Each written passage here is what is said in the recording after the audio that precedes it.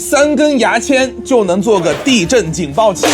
没想到啊，2025一开局，银川就发生了连续地震。许多朋友担心啊，要是晚上睡得太沉，等醒过来就晚了怎么办？你看，做一个警报器怎么样？首先用绳子将重物悬空，一旦砸到空的金属容器上，就会发出很大的声响，对吧？但是怎么做到地震触发呢？其实3根牙签就能解决。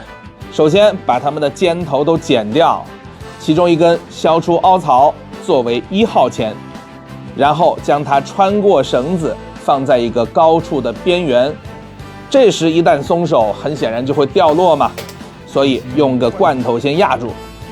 接下来用2号签撑开绳子，关键的一步来了，稍微调整一下间距，用3号签卡在1号的凹槽里，顶住2号签。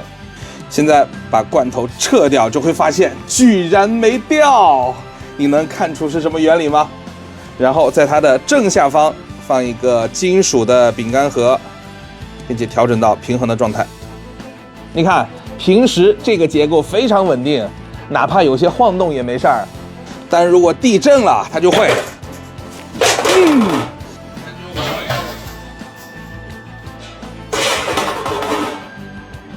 这响动足够叫醒你了吧？那除了警报器之外，你还需要在床头放好求生物资，比如水源、食物、火源、光源、保暖等等。